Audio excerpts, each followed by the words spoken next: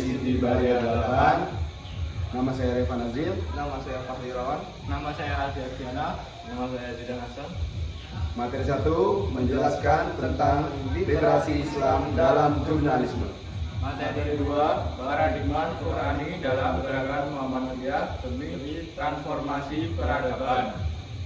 Selanjutnya materi akan dilanjutkan dengan rekan saya. Terima kasih. Assalamualaikum warahmatullahi wabarakatuh. Kami dari Siti Baria 8 ingin menpresentasikan literasi Islam dalam jurnalisme yang dibagi menjadi dua. Yang pertama prinsip dasar, yang kedua topik etik. Nah, di sini saya akan menjelaskan tentang koretik. Koretik sini terbagi menjadi 10 bagian.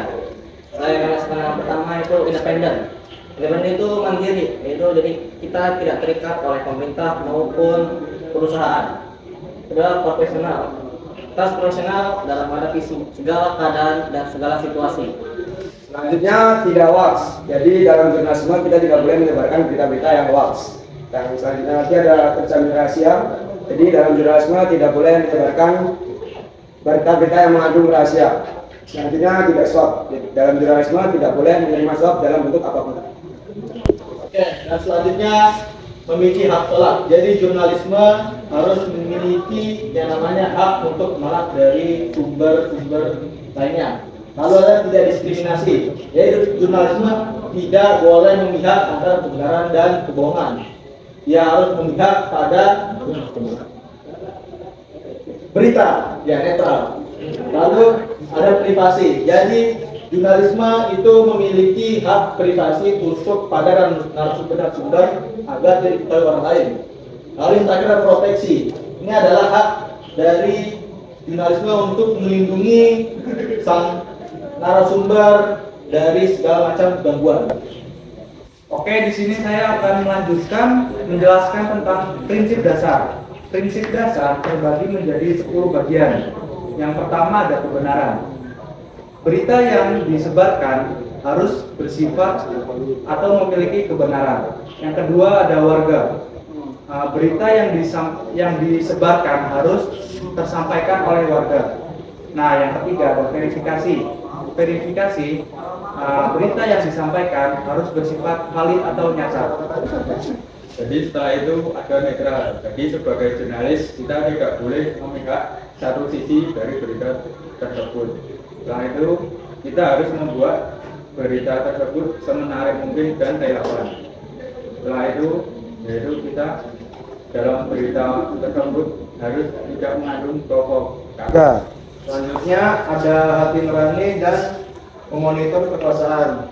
Yang pertama hati nurani, yaitu sebagai jurnalistik kita harus mempunyai hati nurani yang baik. Terus yang terakhir memonitor kekuasaan, di mana kita sebagai jurnalistik tidak dikontrol oleh pihak manapun atau kekuasaan manapun. Saya akan melanjutkan. Yang pertama jurnalis warga, yang kedua publikasi.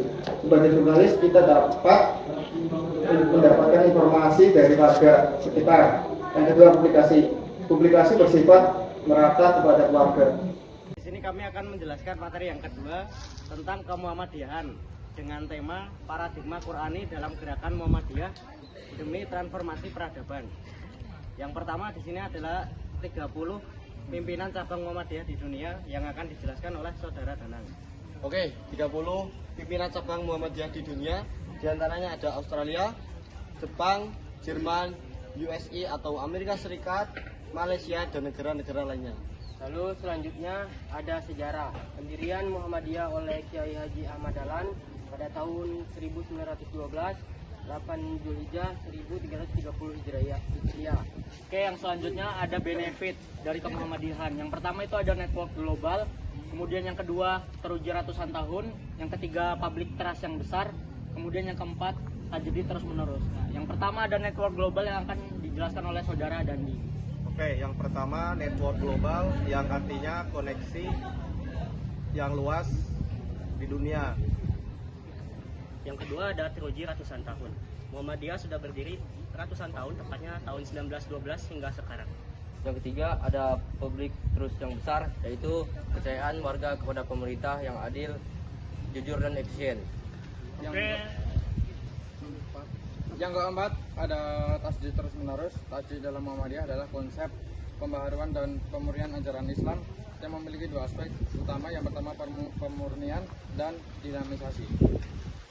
Cukup sekian dari kami, kurang lebihnya mohon maaf. Wassalamualaikum warahmatullahi wabarakatuh.